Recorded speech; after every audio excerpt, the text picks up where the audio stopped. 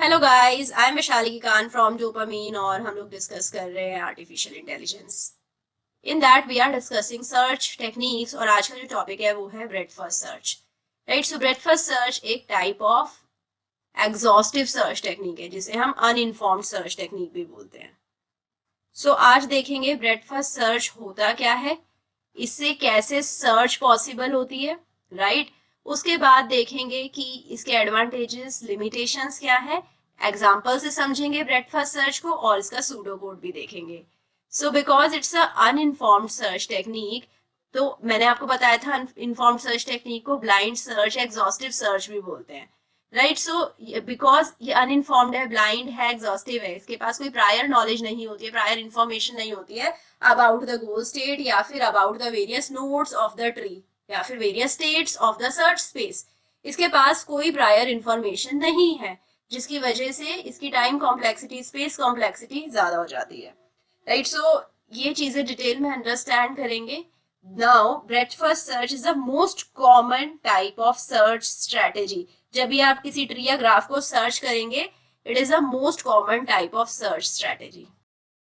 Right, अब breath first search को क्यों बोल रहे हैं, इसे ब्रेथ फर्स्ट सर्च इसलिए बोल रहे हैं क्योंकि ये जब सर्च करता है तो सर्च ब्रेथ वाइज करता है, ट्री या ग्राफ के अंदर ब्रेथ वाइज सर्च को मूव करवाता है। अब इसका मतलब क्या है वो समझते हैं। सो ये क्या करता है, स्टार्ट करता है रूट नोड से। राइट, सो रूट नोड क्या होता है, starting node. So it start searching from the root node. Right, और इसके बाद क्या करता है, उस नोड के जितने सक्सेसर्स होते हैं राइट करंट लेवल पर, उन सब पे मूव करता है right before moving to the next level. So level wise level move कर रहा है। सो ये एक लेवल पे रहता है, फिर ये उससे नेक्स्ट लेवल पे मूव करता है, then it moves to the next level. So like अगर यहाँ पर एक एग्जांपल, बहुत छोटा सा एग्जांपल लेते हैं, ये हमारी करंट नोड है, इसके दो सक्सेसर्स हैं। राइट, ए के सक्सेसर है बी एंड सी। सो इसके भी सक्सेसर है डी और सी के सक्सेसर है ई और एफ। सो सबसे पहले ए को एक्सप्लोर करेगा।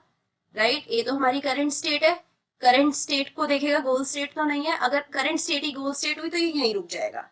अगर करंट स्टेट गोल स्टेट नहीं है तो इसके बाद इसके चाइल्ड नोड्स को नेक्स्ट लेवल पे मूव करेगा।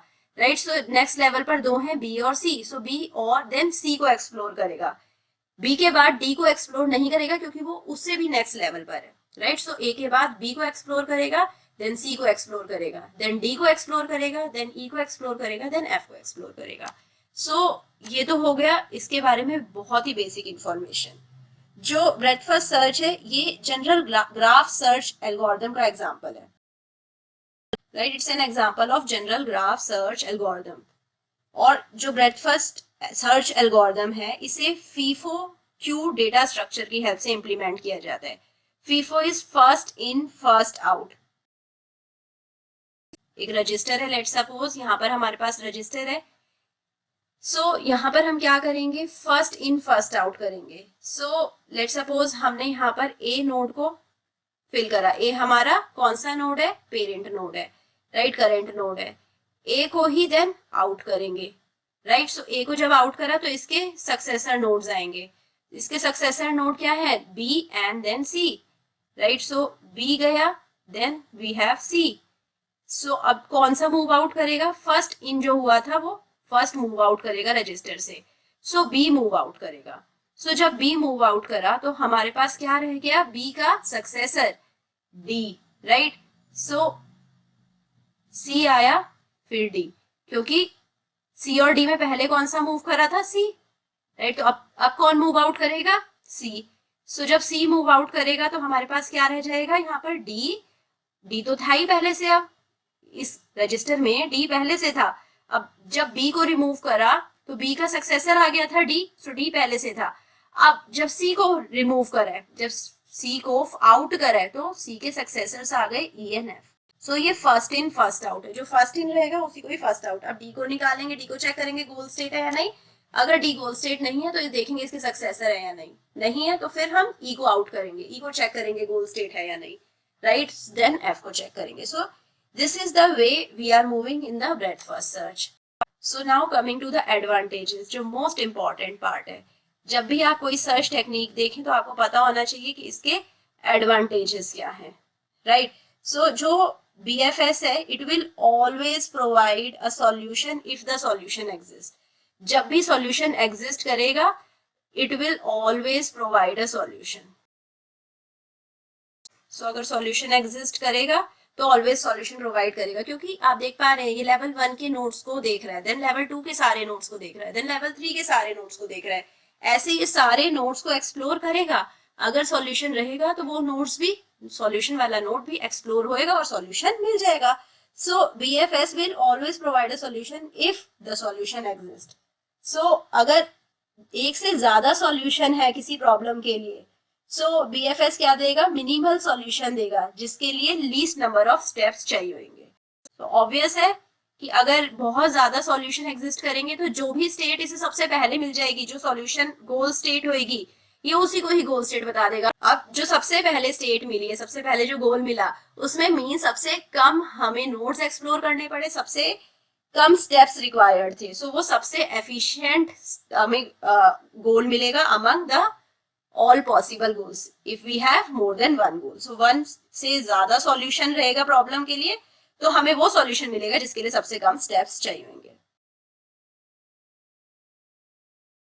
राइट। सो एडवांटेजेस तो हमने बहुत अच्छे से देख लिए इसके। अब एक्सप्लोर करते हैं डिसएडवांटेजेस क्या है। कुछ डिसएडवांटेजेस तो आपको यही समझने से पता लग जाएंगे कि ये एग्जॉस्टिव सर्च है, अनइन्फॉर्म्ड सर्च है। तो जब भी अनइन्फॉर्म्ड सर्च होती है तो हमारे को ज्यादा मेमोरी की रिक्वायरमेंट होती है, क्योंकि ट्री की जितनी भी नोड्स हैं वो सारी एक्सप्लोर होती हैं। तो ट्री की सारे लेवल की सारी नोड्स मेमोरी में जाकर सेव होंगी। So it requires a lot of memory और a lot of time also. अगर जो सॉल्यूशन है वो करंट नोड से या जो स्टार्ट स्टेट है उससे बहुत दूर है, सो जो टाइम है वो बहुत ज्यादा लगेगा। टाइम कॉम्प्लेक्सिटी, स्पेस कॉम्प्लेक्सिटी यहाँ बहुत ज्यादा है। सो ज्यादा लार्ज मेमोरी की रिक्वायरमेंट, क्योंकि हर लेवल पर हमें मल्टीपल नोड्स को सेव करने की रिक्वायरमेंट है, सो दैट हम अपने ट्री को एक्सपेंड कर पाए नेक्स्ट लेवल पर। नोड से बहुत दूर हुआ सॉल्यूशन, तो इसको सॉल्व करने के लिए टाइम भी बहुत ज्यादा रिक्वायरमेंट है। सो अभी एक एग्जांपल की हेल्प से समझते हैं कि ब्रेडथ फर्स्ट सर्च इंप्लीमेंट कैसे होता है।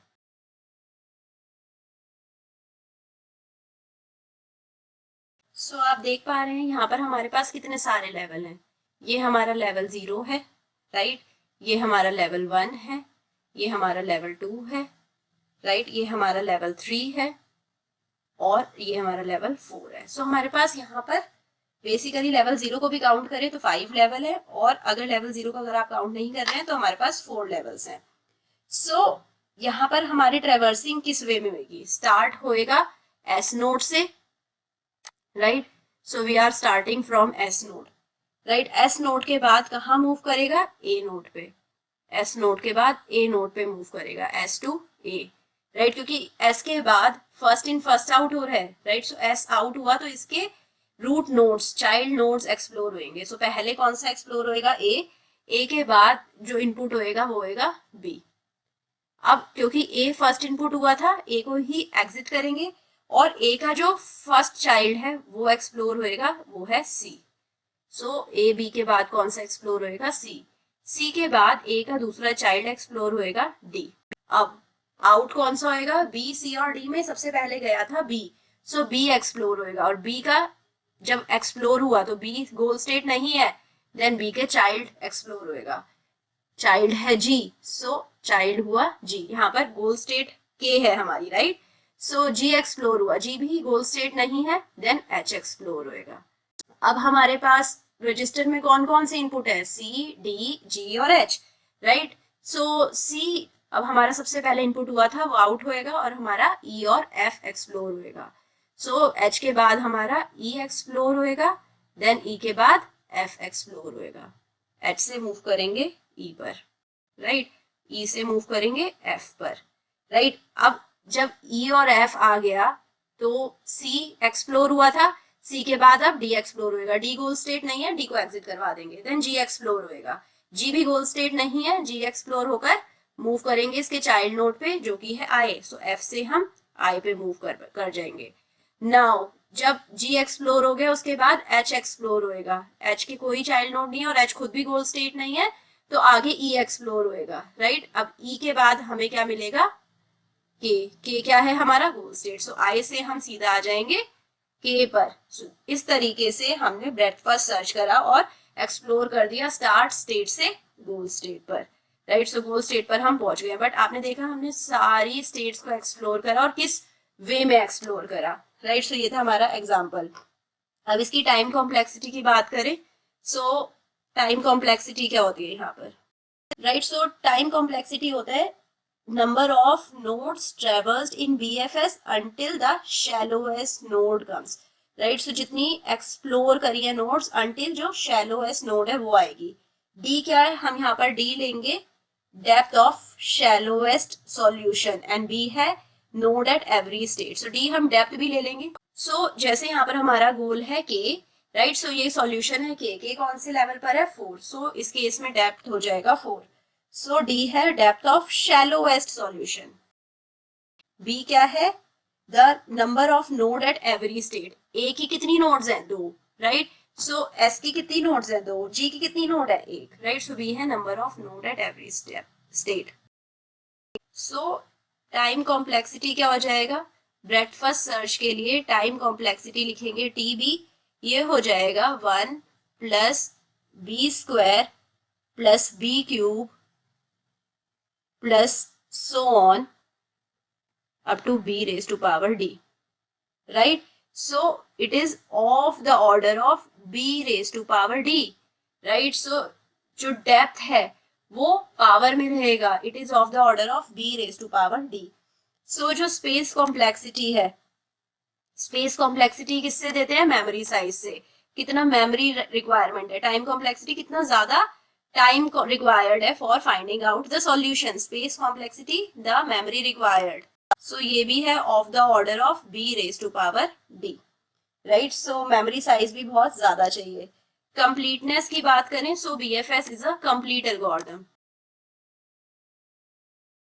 so completeness means कि ये shallowest node जो अगर finite depth पे होगा तो BFS हमेशा एक solution find out कर देगा, right। so ये complete algorithm है। अब इसके बाद लास्ट है ऑप्टिमैलिटी। सो ऑप्टिमल तभी होएगा जब पाथ कॉस्ट डिक्रीज नहीं करेगा डेप्थ के साथ, मींस ये सबसे ज्यादा ऊपर जो गोल होएगा ये उसे फाइंड आउट करेगा। दो गोल है, लेट सपोज हमारा इसी केस में जो हमने एग्जांपल लिया था, इसी केस में हमारा ई भी गोल होता, के भी गोल होता, तो ये ई को फाइंड आउट कर देता।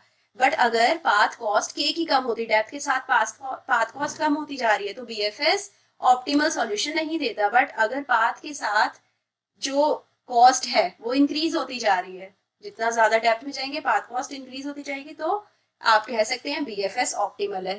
तो जनरली तो यही होता है कि जितना ज्यादा पाथ रहेगा, जितने ज्यादा नोड्स ट्रेवर्स करने पड़ेंगे, उतनी कॉस्ट ज्यादा हो जाती है, तो बीएफएस जनरली ऑप्टिमल होता है। Now coming to the pseudo code.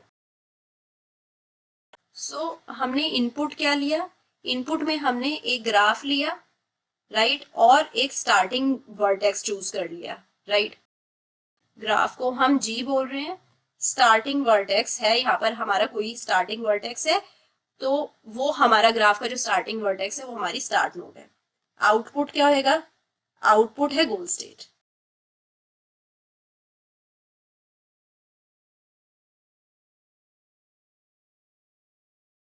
So pseudo code समझते हैं यहाँ पर। सो यहाँ पर इनपुट क्या है, ग्राफ है जी और एक स्टार्टिंग वर्टेक्स है V, right. So starting vertex को हम वी बोल रहे हैं। आउटपुट क्या है हमारा, गोल स्टेट। सो हमें गोल स्टेट फाइंड आउट करना है और रूट से स्टार्ट कर रहे हैं। सो अब हम यहाँ पर क्या लेंगे, क्यू यूज करेंगे। कौन सी क्यू यूज करी है हमने, first in first out queue, right. So जब भी कोई भी रूट को हम एक्सप्लोर करेंगे तो उसको हम एक्सप्लोर्ड लेबल कर देंगे। रूट को एक्सप्लोर करा, रूट गोल स्टेट नहीं है तो उसे लेबल कर दिया एक्सप्लोर्ड। उसके बाद उसको एन क्यू करा, राइट, रूट को एन क्यू करा, जब तक क्यू एम्प्टी नहीं होएगा उसे डी क्यू करते रहेंगे, वर्टेक्स फाइंड आउट करते रहेंगे। अब ये चेक कर रहा है कि जो वर्टेक्स है वो एक्सप्लोर हुआ है या नहीं हुआ before enqueueing it again, right. So ये वर्टेक्स को पहले चेक कर लेगा कि इसे एक्सप्लोर किया गया है या नहीं। राइट। सो ये DQ कर कर पहले चेक कर रहा है कि V जो है वो DQ हुआ है पहले या नहीं। अगर वर्टेक्स ही गोल था देन रिटर्न V। जो हमारा first in first out stack register उसे DQ करेंगे तो हम देखेंगे कि V आउट हुआ है, वो गोल है या नहीं। अगर V ही गोल है तो रिटर्न कर देंगे V, राइट। अगर वो नहीं होएगा तो उसे हम देखेंगे कि वो एक्सप्लोर हुआ है या नहीं, और फिर उसे एडजेसेंट एजेस में जाकर फिर चेक करेंगे, राइट। सो यहाँ पर हम वेट नहीं करवाएंगे वर्टेक्स को, right. So we will not delay this check until the vertex is DQ'd from the queue, right. So पहले हम क्या करेंगे, पहले ही चेक कर लेंगे कि वर्टेक्स एक्सप्लोर हुआ है या नहीं, और उसको फिर NQ करवा देंगे। सो यहाँ पर आप देखिए वर्टेक्स को हमने DQ करवाकर चेक करवाया, उसे देखा कि वो गोल है या नहीं। अगर गोल था तो रिटर्न करवा दिया। सारे वर्टेक्स के एजेस को देखा हमने, उसके सारे एजेस को फिर से DQ करवा दिया, राइट। सो अगर वो एक्सप्लोर्ड नहीं थे, if they are not labelled as explored, तभी उन्हें हमने एक्सप्लोर करवाया और फिर उन्हें लेबल कर दिया एक्सप्लोर। W को एक्सप्लोर लेबल कर दिया और उसकी जो भी चाइल्ड नोड थे उन्हें NQ कर दिया। सो इस तरीके से हम मूव करते जाएंगे। सो आई होप आपको सूडो कोड भी अच्छे से समझ आया होगा। यहाँ पर जो क्यू है वो first in first out Q है और उसी की हेल्प से हमने पूरा एक्सप्लोरेशन करा है। So this was all about the bread first search. अगर आपको कुछ डाउट है तो कमेंट सेक्शन में जाकर लिख दीजिए and start preparing your notes, start implementing the search also. So meet me soon the next class जहाँ पर हम डेप्थ फर्स्ट सर्च के बारे में डिस्कशन करेंगे। डेप्थ फर्स्ट सर्च को भी डिटेल में डिस्कस करेंगे। So there again we'll be starting from the scratch, बिल्कुल बेसिस से स्टार्ट करेंगे and then I hope you will be building up your concepts in a great detail. So meet me soon the next class. Till then, bye bye, take care, thank you, keep liking, subscribing, commenting and also giving me your feedback. Bye bye.